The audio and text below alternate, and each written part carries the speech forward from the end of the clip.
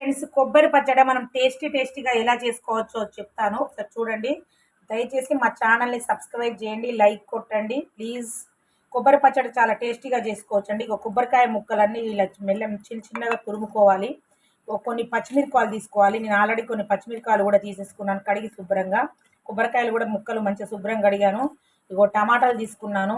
ఇగో ఎండుమిరపకాయలు కొన్ని తీసుకున్నాను. ఎండుమిరపకాయలు, ఇగో కొత్తిమీర, టమాటాలు, తర్వాత కొంచెం జీలకర్ర వేసుకోవాలి. ఇవి అన్నీ కలిపి మనం శుభ్రంగా వేయించాలన్నమాట. ఇప్పుడు నేను వేయించుతున్నాను, పొయ్యి మీద పెడుతున్నాను. కొంచెం ఎర్రగా వచ్చేంత వేయించేయాలి. నేను చింతపండు కూడా ఆల్రెడీ నానబెట్టేసుకున్నాను. చింతపండు కూడా ఇది వేగేటప్పుడు మనం జీలకర్ర వేయాలి. ఇప్పుడే వేస్తే కాలిపోతుంది అనమాట. ఎర్రగా కాగిన తర్వాత మనము ఇది మిక్సీ పట్టేటప్పుడు మాత్రం ఎల్లిపాయలు ఉంటాయి కదా, పొట్టు తీసుకొని ఎల్లిపాయలు కూడా ఒక 4 ముక్కలు వేసుకోవాలి. మెత్తగా మిక్సీ పట్టిన తర్వాత నెక్స్ట్ ఇప్పుడు వేయించుతున్న ఫ్రెండ్ చూస్తూ ఉండండి. చింతపండు కూడా నానబెట్టుతాను. ఎల్లిపాయలు, ఇప్పుడు కొంచెం నూనె పోసుకోవాలి. ఇట్లా నూనె పోసేసుకొని కొంచెం కలుపుతూ ఉండాలన్నమాట. ఊక కలుపుతూ ఉండాలి. అవి ఎర్రగా ఏగే వరకు కలుపుతూనే ఉండాలి. చూస్తూ ఉండండి. వేస్తున్నాను చూడండి.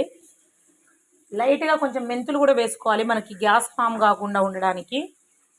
మనం ఇందాక నేను ఎల్లిపాయలు చూపెట్టాను కదా, ఆ ఎల్లిపాయలు కూడా వేసేసుకోవాలి. కొంచెం ఇట్లా తిప్పుతూ ఉండాలి.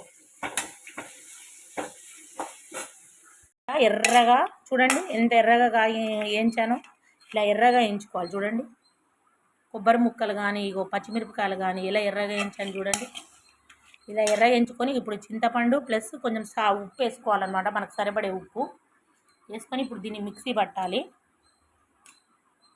మిక్సీ పట్టిన తర్వాత మీకు మళ్ళీ చూపెడతాను ఫ్రెండ్స్. ఇగో ఇప్పుడు మిక్సీ పట్టేశాను చూడండి, ఎంత బాగుందో పచ్చడ చూడండి.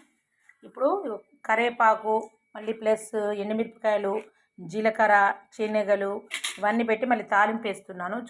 పొయ్యి మీద ఆల్రెడీ పెట్టాను కడాయి. ఇవ్వండి, అది దూరం మేలే బడదేసేది మా కేజీ ఒక బాగా. ఇప్పుడు చూడండి తాలింపు చూడండి. ఇట్లా తాలింపు వేసేసుకొని ఇలా వేసేసుకోవాలి పచ్చడ. కొంచెం వేసిన తర్వాత మా వారికి టేస్ట్ చూపెడతాను ఎలా ఉందో చూడండి. మొత్తం ఇలా నీట్గా వేసేసుకోవాలి. ఇలా కలిపేసుకోవాలి. ఇప్పుడు మా వారికి చూపెడతాను పచ్చడ. టేస్ట్ ఎలా ఉంది చూడయ్యా, కొంచెం చూడు.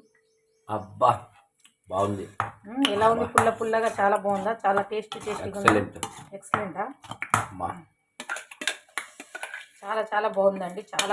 చాలా టేస్టీగా కుదిరింది. మీరు కూడా ఇలా ట్రై చేయండి. దయచేసి ఫస్ట్ మా ఛానల్ని మాత్రం సబ్స్క్రైబ్ చేయండి, లైక్ కొట్టండి ఫ్రెండ్స్.